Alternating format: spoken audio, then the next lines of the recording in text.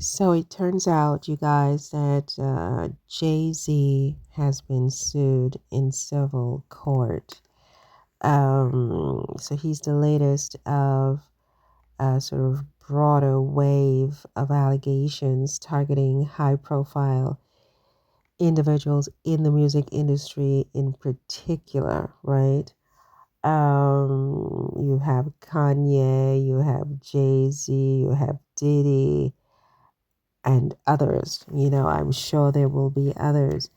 And there's been a floodgate of allegations and lawsuits at this point, Jay-Z now being the latest high profile individual. This lawsuit was filed by the same lawyer down in Texas, Tony Buzbee, who went quiet for a while after he was accused of trying to shake down a celebrity in an anonymous filing. I suspect that celebrity is probably Jay-Z at this point. So he went out and he being Tony Buzbee, and he's actually filed a suit in civil court accusing Jay-Z of assaulting a then 13-year-old girl in 2000. A 13-year-old girl, right? The accuser has filed as Jane Doe, and she is alleging that she was taken to a house party after the MTV Video Music Awards in 2000, and she was assaulted by both Diddy and JD, according to her. So the claims includes very serious allegations. She said that both men, assaulted her at the party after she was given a drink. She said she felt lightheaded at this party. But it's a music video party. Was this, I wonder if this party was one of Diddy's special parties, or was it just a sort of more general party? Because the Diddy parties are where these special drinks allegedly were served. Anyway, there's so much of it, I can't even keep up anymore, to tell you the truth, you guys. But this woman, she said she was coerced into signing an NDA upon arriving at the party, and she described seeing drug use and other celebrities in attendance, right? Now, Jay-Z has categorically denied the allegations, and he refers to them as an extortion attempt and just absurd. He basically said he received a demand letter from Busby, which he characterized as a blackmail attempt, and he responded by filing his own lawsuit against Busby. Um, so where does that leave us, you guys, with this? Well, exhausted, frankly, of all of these stories at this time of year. In particular, it's Christmas, you guys. Anyway, I was like, Merry Christmas, how demonic, right? Um, Look, I think this case, um, it has really serious implications either way you cut this. I think you have Diddy, now you have Jay-Z, and you have Kanye and all these other people. I think it reflects, a glowing trend of survivors using civil courts to seek justice for these historic claims. I mean, this one goes back 24 years. Most of these cases go back many, many, many, many years, which is very interesting. You have no fresh allegations. It all goes back decades. That's interesting.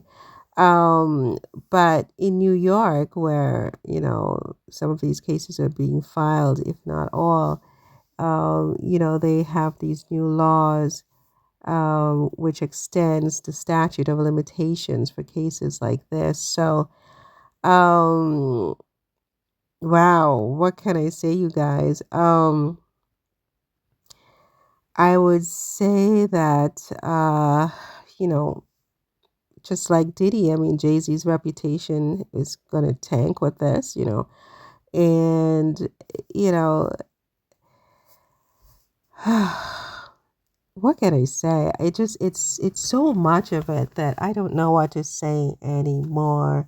I think Jay-Z's lawyers have basically called on the accuser to file a criminal to file a criminal lawsuit. I mean, he's saying if I did all of these things to you and you're 13 years old and you've had 24 years, you and a whole string of other people who are filing all these lawsuits, why aren't you filing a criminal lawsuit for something like this? I mean, he's literally saying anybody who did that should be locked up and you know, not throw away the key necessarily, but lock them up, right? Um, and to some extent, I mean, I concur. I mean, it just seems like all of these people, like all of them, even Cassie, went in for the money and not really for the sort of what I would think would be the first step is criminal justice. I mean, lock these people up so that they don't hurt anybody else if these allegations are in fact true and you're not really just bounty hunting and looking for money. Um, that said, I mean, I probably should say that there are sometimes justifications for pursuing a civil case instead of a criminal case. Um, it reflects really um, practical and personal considerations and reasons why it sometimes does make more sense to bring a civil case. One is that the plaintiff has more control over the process. They can choose their own legal team. It's not, the state is not choosing a prosecutor. They have their own team. They decide how much they want to disclose and how much they have some degree of agency, over the proceedings. Whereas with criminal cases, they're prosecuted by the state, by the government, and the victim's role becomes more of just a witness, and so they have like a limited control, limited influence over the process. So there is that. And then you have also the burden of proof because um, civil cases require. So we have civil cases where the burden of proof is, I believe, correct me if I'm wrong, it's by a preponderance of the evidence, which is that this more likely than not occurred. The things that you're accusing the person of more likely than not occurred. That's a civil burden of proof. Versus the criminal burden of proof is beyond a reasonable doubt. It is a much higher standard, right? So sometimes what happens is, I mean, reasonable doubt is like 99% absolutely factually true. You proved that, right? So if someone wants to sue another person for something like this, they may feel that they lack sufficient evidence for a criminal conviction, right? Because they don't have all of, too much time has passed, for example. They don't have all of the evidence needed. There was no videotape, et cetera, et cetera.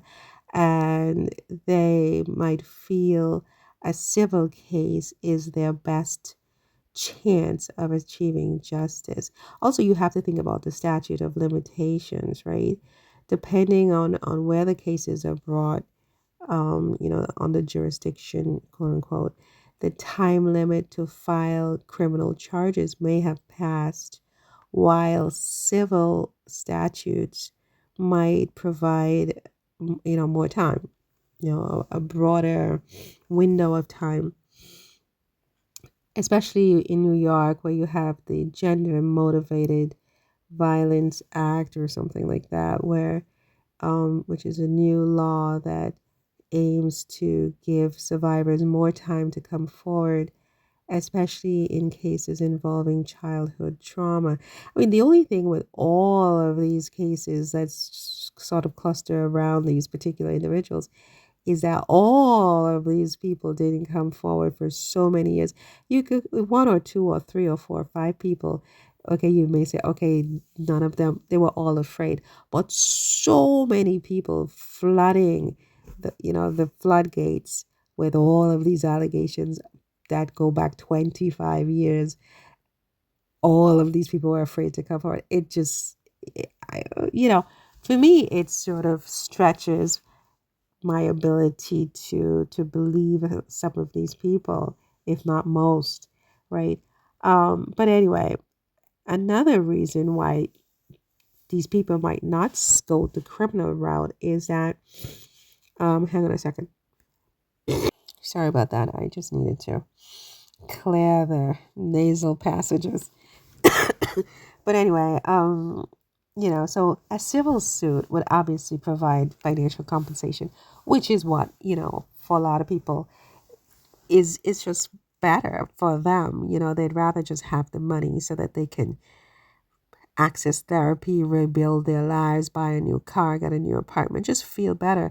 I mean, money can never undo the harm, but it is a form of accountability, and it is a form of acknowledgement of the damage done.